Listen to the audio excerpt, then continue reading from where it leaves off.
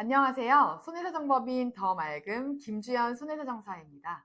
오늘은 여성분들이 진단받는 난소종양, 그 중에서 질병분류번호 D39, 난소경계성 종양의 암진단비 보상 정보와 난소기형종의 암진단비 또는 경계성 종양 진단비 인정 조건에 대해 이야기해 보겠습니다.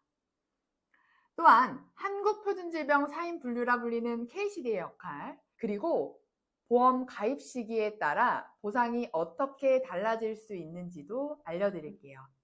이 영상을 끝까지 따라와 주신다면 알짜 정보 얻어가실 수 있을 거예요. 지금부터 시작해 볼까요? 난소종양의 발생 원인은 정확히 알려져 있진 않지만 유전적 요인, 호르몬적 요인, 생활습관 등 여러 가지 위험 요인이 복합적으로 작용할 수 있는데 증상이 모호하고 초기에는 특별한 증상이 없기 때문에 조기 발견이 어려워 건강검진, 정기검진이 무엇보다 중요하다고 합니다. KCD란 한국표준질병 사인분류로 모든 질병을 코드로서 체계적으로 분류한 것입니다. 진단명이 KCD 코드에 어떻게 기록되었는지에 따라 보험사에서는 진단비를 지급할지 여부를 판단하게 됩니다.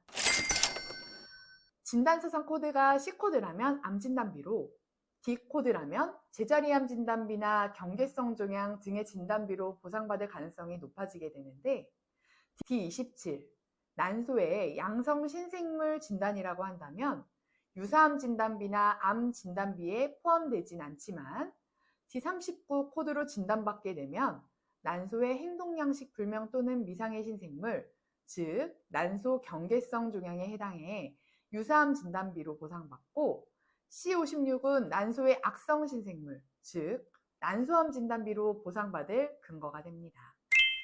난소 경계성 종양은 난소에 생기는 종양 중 악성과 양성의 특성을 모두 가질 수 있는 종양을 말합니다. 주로 20대에서 40대 사이의 여성에서 발생하며 양성 난소 종양보다 상대적으로 드물지만 난소암보다는 더 자주 나타납니다. 이러한 종양은 암의 특성을 가지고는 있지만 세포가 난소 외부로 퍼지는 것이 드물고 상대적으로 예후가 좋은 편입니다. 경계성 종양은 병리학적으로 보면 암의 초기 단계라기보다는 잠재적으로 악성일 가능성이 있는 상태로 간주됩니다. 그렇기에 경계성이라는 용어를 사용하여 양성과 악성 사이의 중간 단계임을 나타냅니다. 진단서상 난소 경계성 종양을 나타내는 코드인 D39로 진단되었다면 약관에 따라 암진단비 지급 요건에 해당하지는 않습니다. 하지만 진단서상 진단 코드만으로 진단비 지급 요건을 확정 짓는다는 건 손해사정법인 더 맑음을 만나보기 전의 이야기일 뿐이라는 점, 저희를 알게 되신 그 후부턴 그게 아니라는 걸 알게 되실 것입니다. 물론 진단서상 진단코드는 보험회사로부터 진단비를 받는 요건 중 아주 큰 부분을 차지하게 됩니다. 하지만 그보다 중요한 건 바로 조직검사 결과지인데 그 검사 결과에 점액성 경계성 종양, 장액성 경계성 종양 또는 점장액성 경계성 종양으로 표기되어 있다면 진단서상 진단 코드만으로 판단될 게 아닙니다. 조금 전에 말씀드린 KCD 분류 기준은 몇 년 만에 한 번씩 개정이 이루어지는데 2021년 1월 1일부터 현재까지 사용되는 제8차 개정판에서는 난소의 점액성, 장액성, 점장액성 경계성 종양을 악성 신생물로 분류할 수 있음을 표기하고 있기 때문입니다. 물론 병리학적 판단 기준은 통계 분류와 조금 달라질 수는 있지만 보험 보상 전문가가 판단하였을 땐 해당 진단으로 소액의 유사암 진단비만을 보상받는다는 건 너무 아쉬운 부분이 될 것이라는 점입니다. 보상 전문가 그룹인 더 맑음은 보험 약자인 피보험자, 수익자에게 병리 소견과 보험 약관을 철저히 분석하여 제대로 된 보험금 보상을 지켜낼 수 있다고 감히 말씀드립니다. 그럼 이번엔 난소에 발생하는 다른 종양의 보험 분쟁 내용을 자세히 살펴보도록 하겠습니다. 바로 난소기형종이라는 종양인데요. 난소기형종은 배아세포에서 발생하는 종양으로 내부의 머리카락, 치아, 뼈 같은 다양한 조직이 포함될 수 있는 매우 독특한 종양입니다. 대부분은 양성으로 진단되지만 드물게 악성으로 변할 가능성도 있습니다. 난소기형종은 대부분 양성으로 진단되기 때문에 진단서상 코드는 D27에 포함될 가능성이 높습니다. 하지만 이 역시 조직검사 결과지와 보험 가입 시점을 자세히 살펴보셔야 합니다.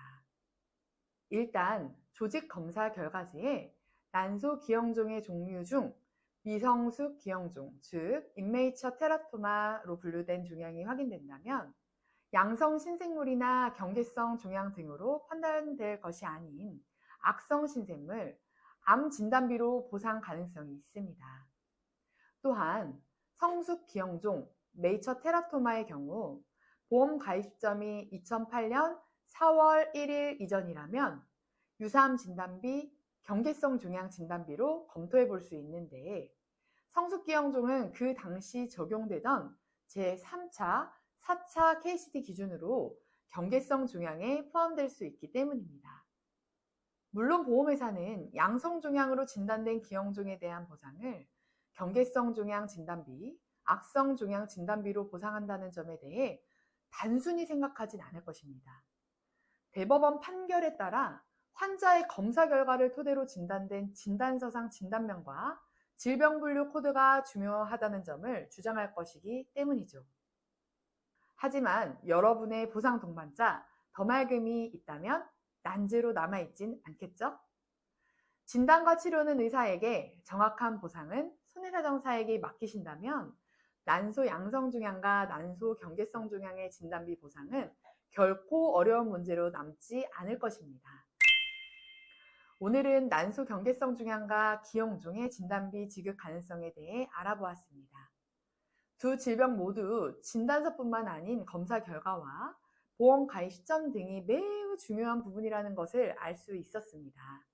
특히 해당 세부 조건이 진단비를 보상받는데 얼마나 큰 역할을 하는지 알 수 있었는데요. 혼자서는 해결할 수 없는 진단비 보상 문제, 바로 더말금에 문의하시면 언제든 동행해 드릴 것입니다. 보험은 아는 만큼 더 많은 권리를 주장할 수 있는 법입니다. 오늘 영상이 여러분에게 큰 도움이 되었기를 바랍니다. 도움이 되셨다면 좋아요와 구독 꼭 부탁드리고 궁금한 점이 있다면 댓글로 남겨주세요. 여러분의 보상 성공을 저희 더말금 보상TV가 항상 응원합니다. 다음 시간에도 유익한 정보로 찾아뵙겠습니다. 감사합니다.